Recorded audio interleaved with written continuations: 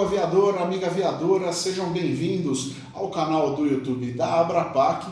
E hoje eu estou aqui com uma pessoa muito importante atualmente no cenário da pesquisa científica junto da aviação, a professora Frida Marina Fischer, do Departamento de Saúde Ambiental da Faculdade de Saúde Pública da Universidade de São Paulo. E a professora Frida Marina Fischer, acadêmica, pesquisadora, tem uma atuação muito longa aqui junto aos aviadores, junto à questão da vida dos aviadores em si, da fadiga e tudo mais. Colaboradora do projeto Fadigômetro, uma pessoa que tem realmente um conhecimento muito amplo que pode e deve ser compartilhado com toda a comunidade aeronáutica. Professora, eu queria fazer uma primeira pergunta. A gente se preocupa demais com a formação técnica, né, dos pilotos, né? Mas ser piloto, né, e desempenhar bem essa tarefa que é de tanta responsabilidade, não depende só de conhecimento técnico, né? Tem outras questões envolvidas. Sim. O que a senhora poderia falar dessas outras questões que estão envolvidas? Então, as exigências técnicas para uma pessoa ser piloto são exigências elevadas, né? Não só de estudo, de prática, de renovação de certificação na área da saúde, na área técnica. As questões de relações ao trabalho, condições de trabalho, elas compõem, vamos dizer assim, o cotidiano de uma pessoa, não só dos aviadores, como de todos os trabalhadores. Então, além da expertise técnica, a gente convive com o meio ambiente de trabalho, não só o meio ambiente físico, mas principalmente o meio ambiente organizacional. Como são as relações de trabalho entre seus colegas e superiores, subordinados, o respeito que há nessas relações de trabalho, a valorização do trabalho de cada um em relação aos esforços que as pessoas têm que desenvolver ao longo de suas jornadas de trabalho. Quando a pessoa trabalha em horários irregulares, como é o caso não só de todos os tripulantes, os horários de trabalho são muito irregulares. O fato do horário ser irregular, isso já traz um estressor a mais para a pessoa que tem que desenvolver suas atividades de trabalho. Por exemplo, é diferente quando eu tenho um trabalho que começa às 9 horas da manhã e termina às 18 horas. Eu vou para casa todo dia, eu almoço, janto, fico com a minha família, eu tenho uma agenda de trabalho, de descanso bastante regular e eu sei com muita antecedência o que vai acontecer em qualquer dia do mês, do ano, em relação aos meus horários de trabalho e de folga. No caso dos aeronautas, essa regularidade não existe. Quer dizer, além de todos os constrangimentos técnicos que a pessoa é obrigada a enfrentar no seu cotidiano, ela ainda tem que lidar em poder trabalhar em horários noturnos, em horários vespertinos, no fim de semana, acordar muito cedo, ficar acordado até tarde. Então, todas essas questões ligadas à organização dos tempos de trabalho, elas afetam a saúde das pessoas. Trabalhar em horários não diurnos afeta a saúde das pessoas. Quando a gente fala de saúde, eu não estou falando só da pessoa ter mais dores ou problemas digestivos, ou problemas gastrointestinais, ou problemas de fadiga relacionada a débitos de sono, também ligadas às questões psíquicas. A maneira como a pessoa consegue dar conta do seu cotidiano, mantendo o seu equilíbrio emocional, o seu humor, ter mais, vamos dizer assim, tempo para refletir sobre fatos que talvez sejam incômodos ao longo das suas jornadas, questões menores e maiores de relacionamento ao longo das jornadas e após ou antes das jornadas. Então, as condições de trabalho dos aeronautas, em geral, não são favoráveis às questões de equilíbrio emocional.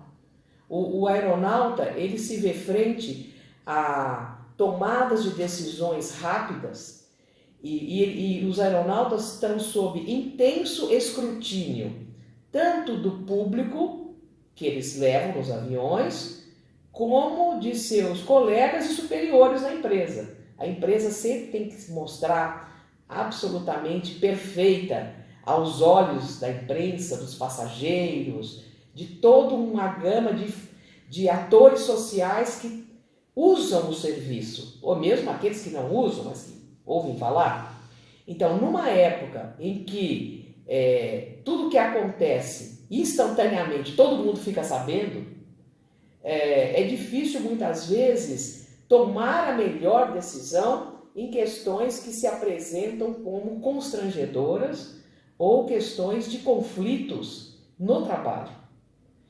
Isso é agravado pelas irregularidades dos horários de trabalho. Mesmo que fossem horários noturnos regulares, que a pessoa trabalhasse sempre à noite, a gente pode dizer que o trabalho noturno faz mal à saúde, acordar de madrugada para ir trabalhar de manhã cedo também faz mal à saúde, trabalhar até tarde da noite faz mal à saúde, e quando eu falo de saúde, é no sentido da saúde física e mental.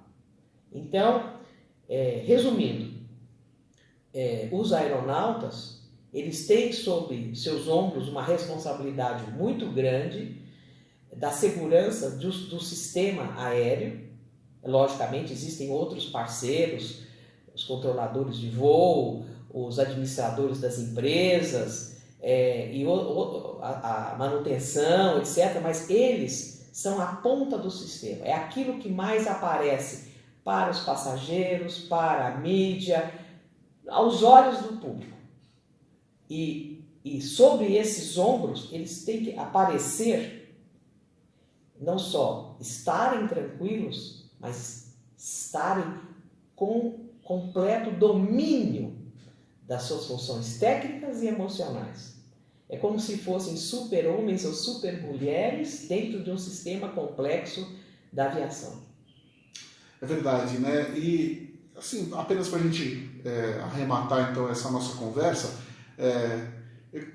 a gente sabe que hoje em dia, inclusive com a tecnologia, esse escrutínio que é feito em cima dos pilotos é ainda maior, porque hoje em dia você tem registrado cada minuto do voo, né? Ele tem que estar, o piloto, a cada minuto desempenhando uma tarefa corretíssima, né? Quando chega, eu imagino como chega a cabeça do piloto na hora que desliga o avião, né? Sim. No fim ali. Talvez seja uma das profissões, junto com algumas outras, talvez, por exemplo, como um cirurgião, ou outras profissões que a tomada de decisões pode significar a vida ou a morte, no caso de profissionais da saúde. No caso de pilotos, as tomadas de decisões, elas vão além disso, elas levam a imagem da empresa. Então, essa imagem é como se a pessoa, é como se fosse pecado mortal ter qualquer falha. Isso, assim, está além das limitações humanas. Você pede algo, você exige algo além das limitações humanas. Se eu estou fazendo uma carta, eu erro, eu digito lá no computador e escrevo direito as palavras. Ou se eu faço um texto, eu não gosto, eu apago e escrevo de novo. O piloto não tem isso.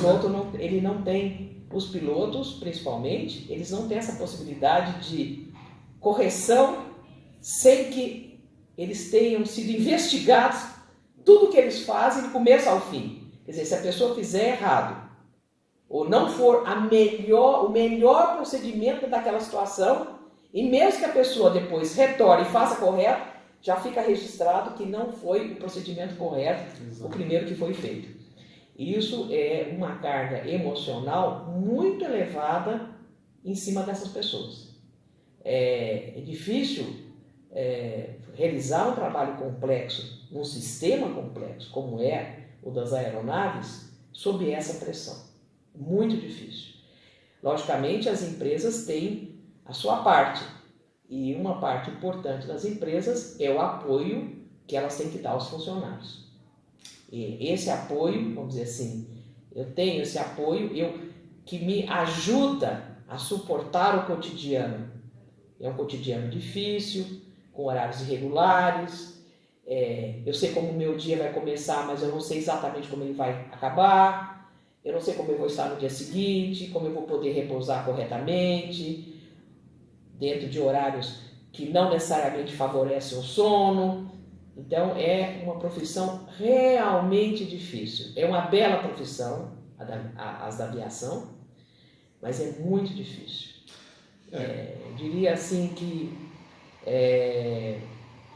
provavelmente é talvez uma das profissões onde o escrutínio do público seja o maior, principalmente na era da conectividade instantânea. Verdade. Então, para arrematar então, né, a gente viu, é uma profissão num sistema complexo que evolui muito rapidamente, tem demandas, desde as demandas de marketing, né, da imagem da companhia, até as demandas de segurança, as demandas de economia também, porque um piloto que comete algum erro, geralmente ele causa um problema de gasto, né, para a empresa. Tudo isso evoluiu muito rapidamente. Professor, a senhora acha que assim, precisa haver também uma evolução, tanto por parte das companhias, quanto dos órgãos de governo, dos órgãos privados, para entender melhor esse contexto, né, e aplicar, de alguma forma, né, medidas que possam ajudar os pilotos, já que essa evolução foi muito rápida e talvez o ser humano não estivesse preparado para uma evolução tão rápida e tantas demandas, né? Hoje em dia você tem essa demanda toda, a da segurança, a da economia, a da aparência, né? É muita pressão em cima do piloto. O que o senhor acha que as entidades em geral devem fazer? Então, a gente não tem receitas prontas, mas conversar, os colegas, a empresa, né? Realizar fóruns para entender as relações humanas no trabalho, os limites que as pessoas, até onde elas podem ir, o que elas podem fazer, o que elas não podem fazer, o que pode vir a acontecer nas relações de trabalho, além das questões técnicas, estou dizendo, né? A valorização do trabalho que as empresas devem dar aos aeronautas. E parece que esses são os caminhos viáveis para melhorar as condições de trabalho e que as pessoas se sintam melhor no trabalho.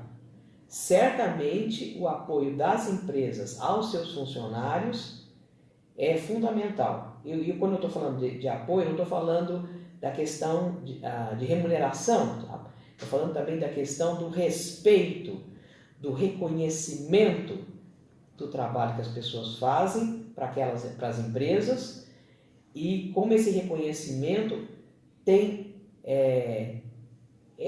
como esse reconhecimento vamos dizer, é divulgado e de fato ações que mostrem esse reconhecimento.